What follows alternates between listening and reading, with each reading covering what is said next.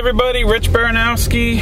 Alright, so I guess it's time to talk about SOTU, or SOTU, the State of the Union Address.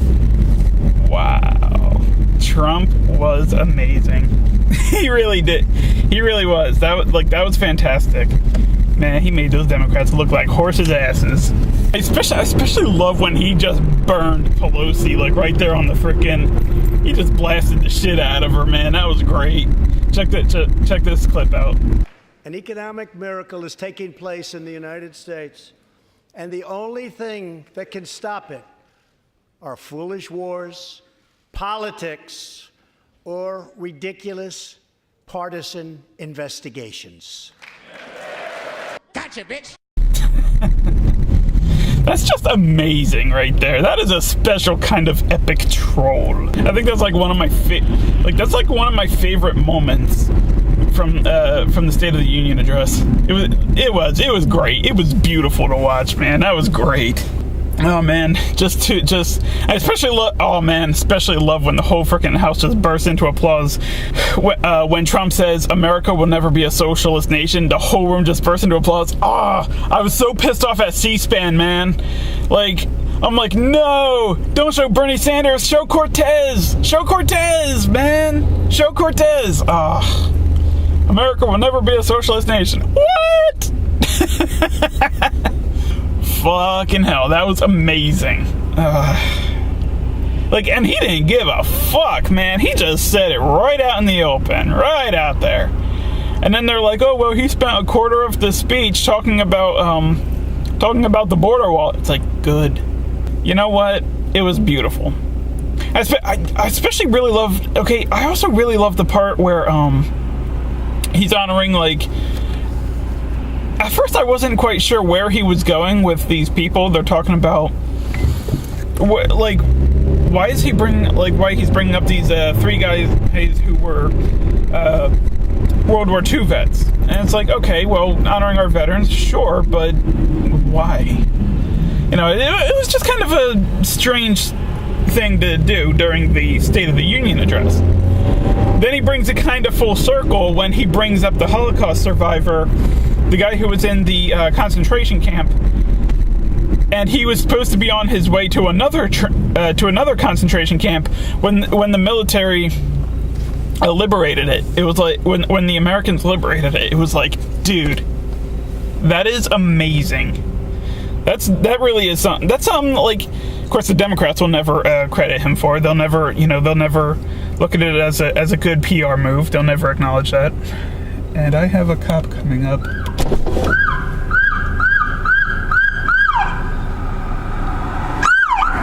Okay. Now that that's settled.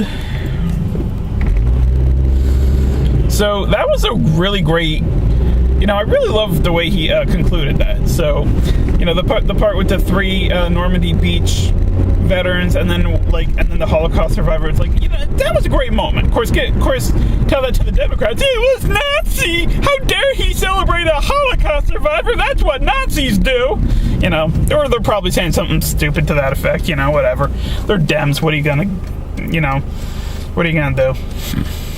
And then you had and then of course all the Democrats, right now they're all having their little hissy fits over Twitter or whatever. Twitter is a website for followers anyway. Who gives a shit? Another thing to kind of note is, what the hell was up with the Democrats chanting USA? It's the whole House at one point was chanting USA. It's that's funny. So I guess the Democrats went full bigotry in this year, huh? I mean, you got that shit with Northam, right? But apparently the senators are also bigots, right? Engaging in such evil, hateful, bigoted hate speech. Joining in with the Republicans when they're chanting USA. It's okay. So it's only hate speech when Republicans chant USA, but when you do it, that's good. American pride and such, even though we're supposed to be ashamed of ourselves or some shit like that. You don't get to play both sides like that. Nice try, Democrats. Nice try. Oh, and look at the way Nancy clapping her hands. Who gives a shit?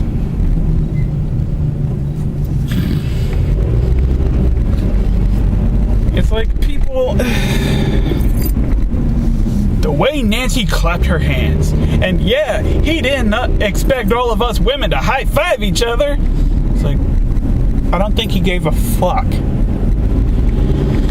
Like, they are trying they are doing the damnedest they can. Okay, you know what? This is the same cop that just drove past me. I'm pretty sure. Like, there's a cop up ahead. Okay, I don't know if you can see it on camera. But anyway, second car in front of me. Yeah, that's the cop that went speeding by with its lights. Why the hell are they off right now? Ugh. I swear to God, that's the only reason they put their fucking sirens on, so they don't have to wait in traffic. I don't know. That's what I honestly think.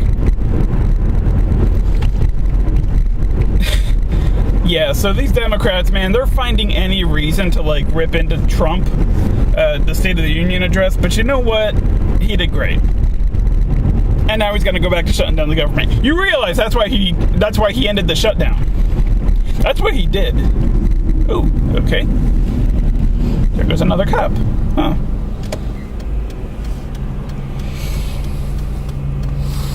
So, I don't know, I guess something must have happened in there. Anyway. Yeah, I have no clue where these Democrats are at. It's like, I don't think they know.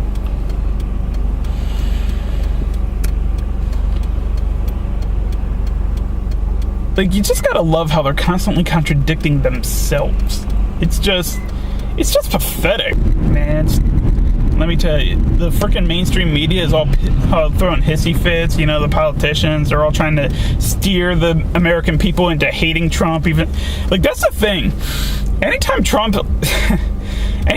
appeals directly to the American people, anytime he cuts the bullshit trolling aside, he's a damn good president. You know, he, like, the stuff that he talks about, it's like, it's pretty damn good. You know? And of course the Democrats have to have their little hissy fits after each time he speaks. You know, the whole Democratic response. Well, where's the Republican response? You know, especially from CNN, the most unbiased news media. I'm going, nice try. You know, CNN pretending to be all unbiased, yet I don't see a Republican response. You know, you really care so much about this country, then why is only one half of the aisle allowed to talk about the speech? You know, it's like, how like, they want to talk about, oh, everything Trump says is evil, everything he says is Nazi, and everything he says is bigoted and divisive. It's like, you want to talk about divisive. Where's the Republican response?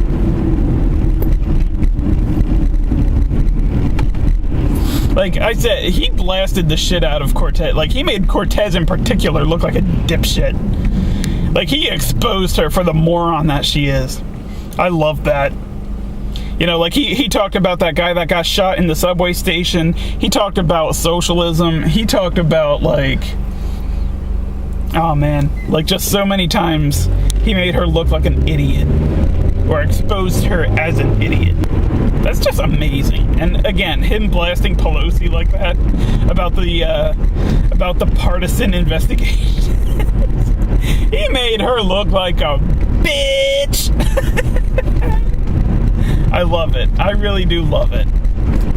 Oh God, it is glorious. That was glorious. Who the hell even appoints these speakers of the House anyway? Like, because honestly, who's the one before her? Paul Ryan, right? Yeah, I didn't like him either, to be honest. I think he was kind of weak and ineffective. That's kind of my opinion. I'm actually gonna sign off for right now, just for a minute. I'll catch you guys in a minute. All right, guys. Oh God. Sorry, I just had to stop for gas for a minute. But anyway, I was talking about Trump making the Dems look like dumbs. You know, I also really love some of the memes. Like, people making a bunch of memes on it. Like, yo, Brandon Tatum, man, freaking love you, man. If you're ever watching that, I got nothing but love and respect for you, dude. Man, he was practically giddy with after that State of the Union address. And I feel like now that the barriers, that whole black Republican barrier has been broken, it's like they're gonna come screaming out. Like in black community, being a Republican is like coming out the closet. It's like being gay or something. It's like Republicans is like the black gay or something like that. I don't know. You can have your conservative views, just don't express them, don't vote for them, and all that shit. But now that Trump has like totally broken that barrier, now that that's basically what it was. It's Trump. Everybody says, everyone who voted for Trump is because of white supremacy. Trump he came in, he basically rode in on the backlash of Obama's failures. Okay, that's basically what that was all about. It has nothing to do with race, white supremacy, or any of that bullshit.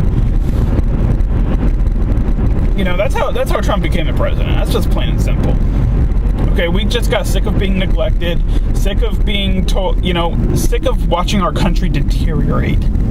Okay, he divided us up into our little groups.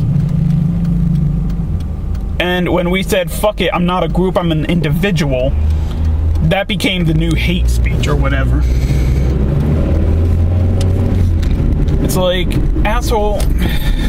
So anyway, Democrats, they're gonna have to do something really spectacular right now.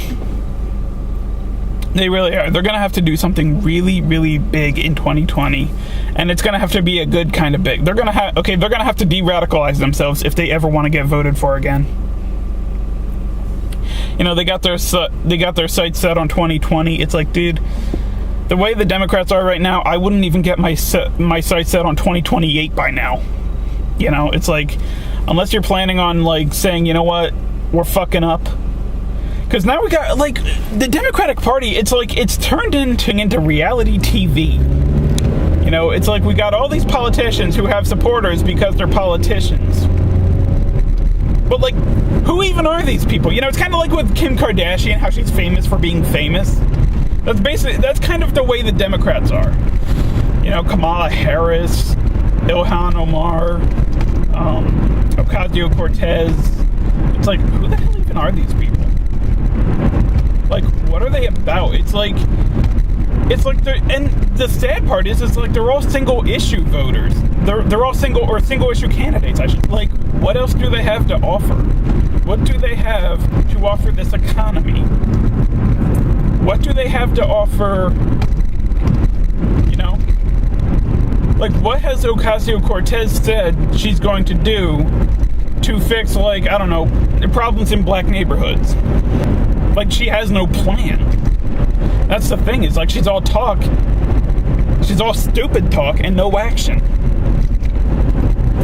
And as she says, the Republicans are just obsessed with me. It's like, bitch, the entire Republican Party combined isn't nearly as obsessed with you as you are. Okay, again, we don't freaking, okay, first of all, she knew she was going to face opposition. Okay, from the Republicans. And this is kind of the thing. This is kind of where I get, really irritated with her. It's like, to me, I basically think she's kind of like the Jar Jar Binks of the American Congress, Yeah, I know. Jar Jar Binks was a senator. Don't get all semantical on me. If an idiot like Jar Jar Binks can get elected to the Naboo Senate, then, that's basically, again, that's kind of the esteem, that's kind of the way I think of Cortez. It's like, okay, she won because she was in the primaries. Because she won the primaries, okay? And the state of New York is far too radicalized, narrow-minded, and stupid to ever vote Republican. They want their handouts. They want their dues, even though really this country doesn't owe them shit. So, but how can anybody in their sensible mind vote for a Democrat? I don't get it. Anyway, guys, I don't know. I think I'm just gonna. I think I'm kind of like losing stuff to talk about, so I'm just gonna end this here. I'll catch you guys all out later. Take care.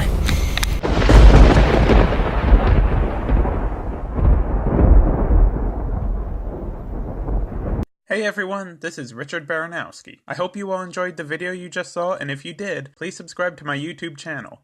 Don't forget to give this video a like and a share, and also please support me on Patreon. I hope to see you all in my next video. Take care.